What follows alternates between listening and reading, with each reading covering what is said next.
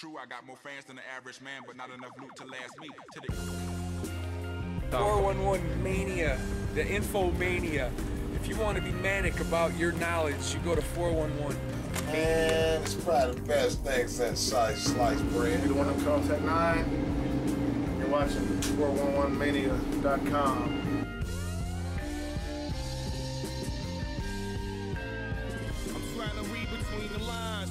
So your latest album, Honky Kong, comes out August 23rd. Can you tell us a little bit about that album? It's an album that I return to my hardcore roots. You know what I'm saying? It's hardcore hip hop. It's boom bap. I try to make the album as classic as possible. I worked with a bevy of producers and artists who I look up to and respect, and in some cases idolize. You know, so this album for me has been an absolute dream. 3 records, Holy Ghost Villain and 152 AM. Why have you started to do more of your own producing? Oh, actually, it's the opposite. On Wanna Snuggle, I produced the majority of the album, and I've actually taken a back seat on this album. And I think on Wanna Snuggle, I think I produced like 80% of the album. And on this one, I wanted to slow it down and work with other people. And I mean, people don't really know me for my production as well, but I do tons and tons of production that people aren't even really aware of. I mean, I've produced for like Cypress Hill, done work with Scoop DeVille on a Busta Rhyme record that hasn't come out yet. I've done tons of production. And I think people sleep on it for the most part.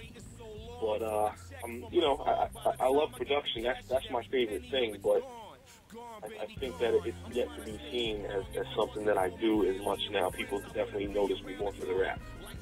When you're making an album, would you say you enjoy producing more than the rapping, or?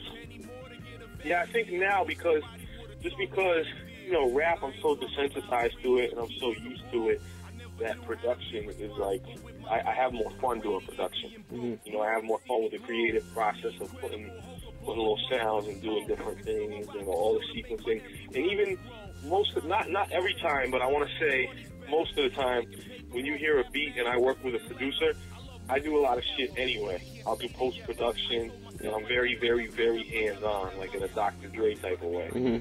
You know, it's never to the point where it's very rare that I just get a beat from somebody and just rock over it and they produce it, do everything. I'm a super-duper hands-on artist. So you got some, like you said, big-name producers for this album, including DJ Premier did one beat. How did that come about, you working with him? Premier had played my records in the past.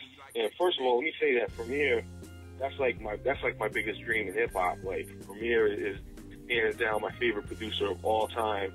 Like, if I had a top 10 list, Premier occupies like the first 3 spots. Mm-hmm. Like, number 1, 2, and 3 is Premier. You know what I'm saying? And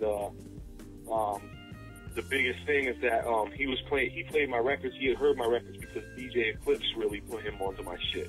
And then DJ Eclipse facilitated, a meeting at one point. Like, I met up with Premier at a show.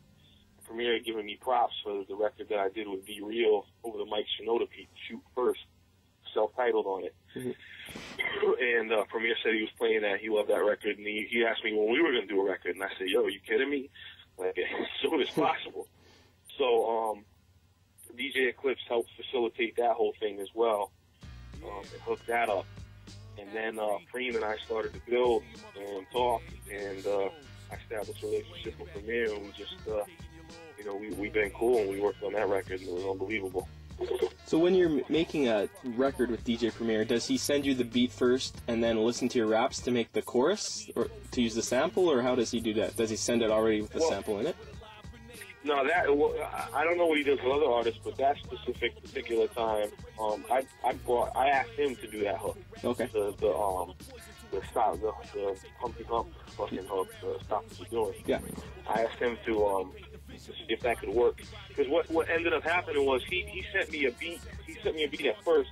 It was a very introspective, chill piano beat, and I liked it. It was dope. It just wasn't what I was going for the album, mm-hmm. and it didn't match my style. So I asked him if he could send me something else, and he sent me another beat, which was fine. Oh, I told them what I wanted. I told them I want something crazy, fucking like blow your head off, hype up the crowd, super energy level, fucking joint.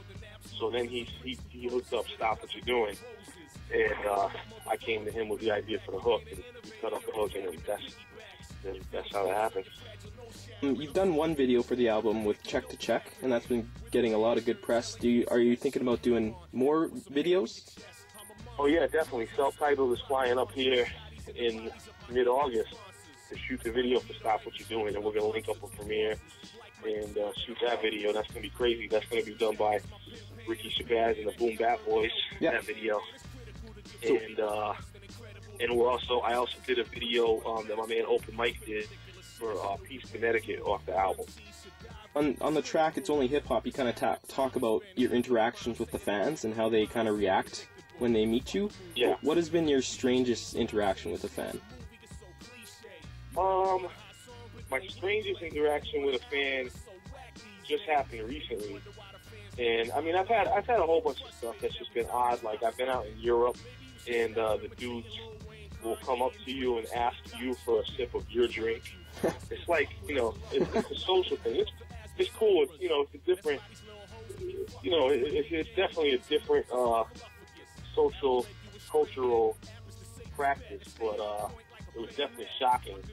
Yeah. That's a very strange thing. I've had just really weird shit, but recently there was a show where there was just a chick, a fan, and she was just very odd and kind of like overstepping her bounds in some cases. And like, my girl was there at the show with me, and this chick was just being very weird. I think she was on some type of drug, and she kept asking me if I liked all her clothes and all her stuff, and it was just very bugged out. So that was probably one of my weirdest.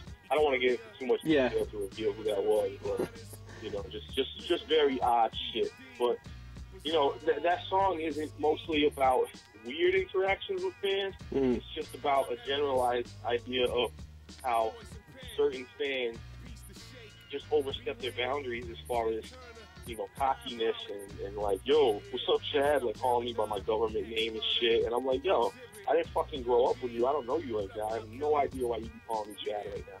I don't dislike my own name. I love my own name, but you don't know me as that. You know what I'm saying?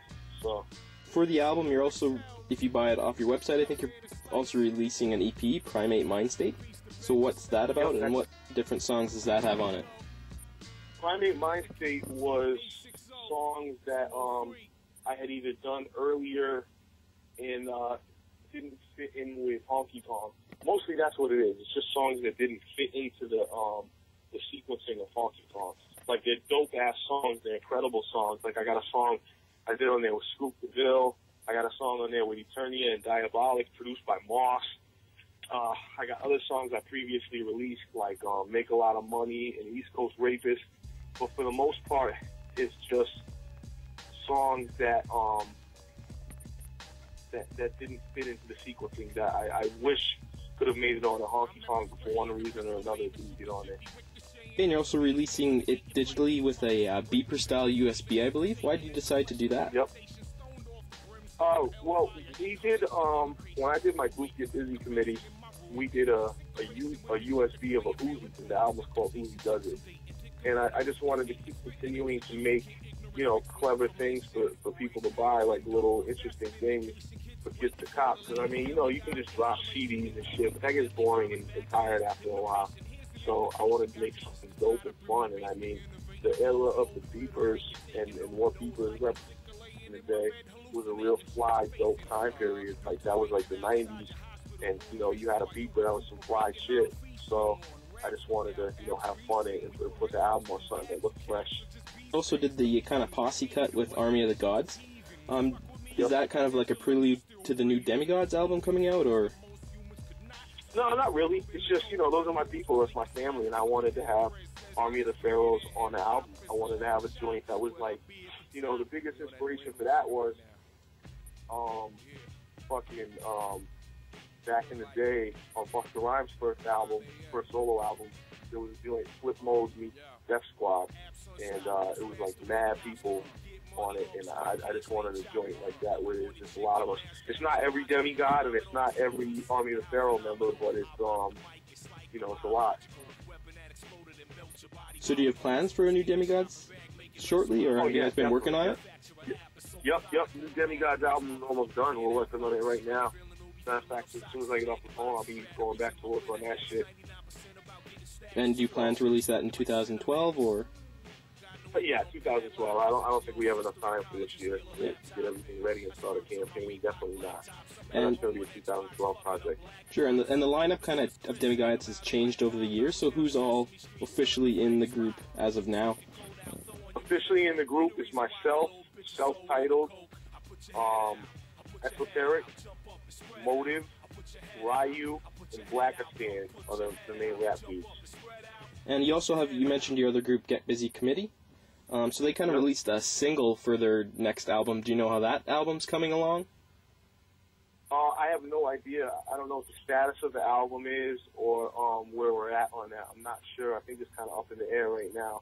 I have no clue. I mean, we started working on this album over a year ago, and I'm not really sure if it's done or if it's mixed or if we're adding more songs.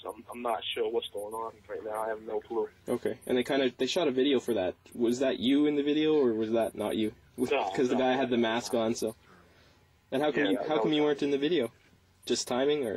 At that time I had a real big issue. I went from touring and being normal and everything was fine. I was touring. I was like heading to like Europe for like a weekend to go do a festival show, then flying right back. And then all of a sudden, I think I don't know if it was, you know, the stress. I got stress in my life with you know, my father has a health thing, a cancer thing, an issue, and all the other stress from doing music, and then not sleeping right, not eating right, traveling, exhausting myself.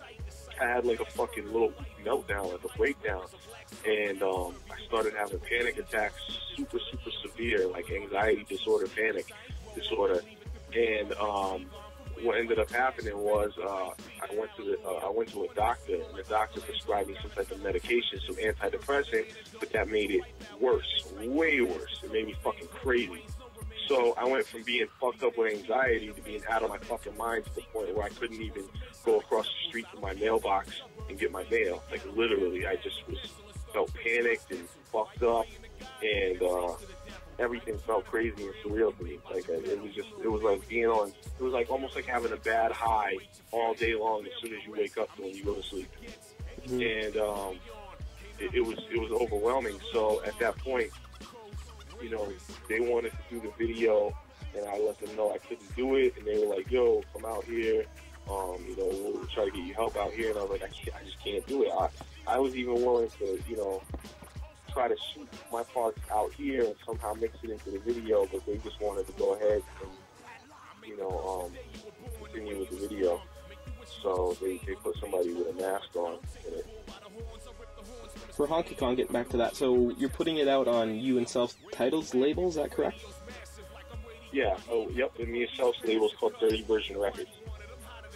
Why did you decide to do that? I know you once were signed to Atlantic, so what kind of happened with that? I know that was quite a while ago, but you guys kind of parted ways? That was a long time ago. We just couldn't come to terms. I mean, they wanted me to do some whack shit, and I just didn't want to do it. I wasn't willing to compromise, so, you know, I didn't want to sell out. I didn't want to do corny shit. I wasn't willing to do that, especially, you know, with my fans, the way my fans love my music. I didn't want to do the corny shit, so I decided not to. And I mean, me and Self, why did we put stuff out ourselves? That's the best way to do it. Like, there's no middleman, there's nobody in our pockets. I always get fans who ask me, "Yo, how do you get more money from iTunes or CDs? What's better for you that I do?" And I'm like, "Yo, both. It all goes to me." Yeah. You know what I'm saying? All the support goes to me, and it's our label. We're in complete control. We put out we're going to be putting out our other people, our other crew members and friends. So it's a no-brainer. You know what I'm saying? It's an obvious thing why you would want to have your own label. So would you ever sign to a major again, or you just kind of past that? You just kind of stay? No way. They can't they can't give me anything that I would want, and I mean, I'm not willing to do what they would want for it to make sense for all of us to make money. You know what I'm saying? There's no reason. Like, people don't get it. Like, like, just because you sign to a major label, the major label doesn't swoop you up and just put you in front of the world. They have to be able to make a tremendous amount of money from you. And how are they going to make that tremendous amount of money if they're going to invest that money? You got to do some sellout shit. You got to do some poppy shit. You got to do something big. And if you don't do that, then you're not being successful. You might be in front of everybody, but you owe money. You're not making any money. And it's a whack situation, and you're always stressed, and I don't want that. I'd rather be indie and do my own things and do it on my own terms. Once releasing the album, do you have any plans for a tour to support it? We're going to tour here and there. We're trying to throw together more tours and everything like that, but we don't have anything concrete that we're doing exactly right now. And anything else you wanted to add? That's it. Honky Kong, August 23rd, you know what I'm saying? And Dirty Version Records. We got self-titled album coming out, Demigodz, Motive, Blackistan. So. All right, thanks a lot for your time. All right, brother, thank you.